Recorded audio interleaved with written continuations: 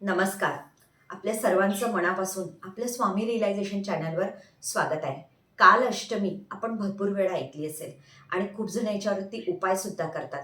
आता काल अष्टमी काय आहे? तुमच्या जीवनात येणारा जो वाईट काळ आहे, तो काल अष्टमीच्या दिवशी तुम्ही जो पण उपाय करता, कालभैरव भगवानांचा तो दूर होतो. आता काल अष्टमी येणार आहे.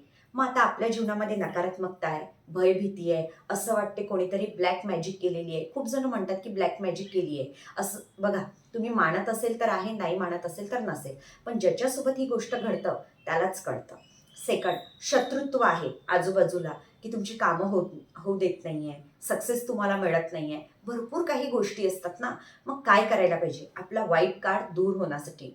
तर काल अष्टमीच्या दिवशी आपल्याला तिळाचं तेलाचा दिवा कालभैरव भगवानांच्या मंदिरात लावायचा आहे.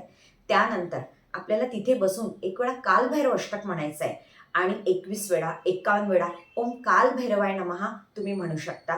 आणि जिलबी जे तळलेले पदार्थ आहेत ते कालभैरव भगवानांना अत्यंत प्रिय आहे.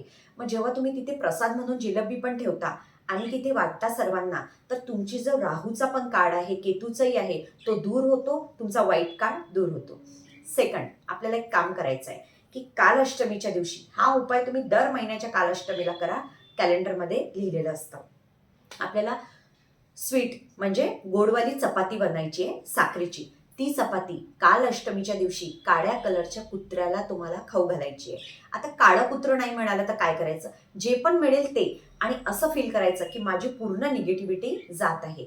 हा उपाय करा आणि बघा तुम्ही ज्या प्रकारे दर महिन्याला हा उपाय करणार, तुम्हाला रिझल्ट दिसेल आणि स्वतःला फील होणार.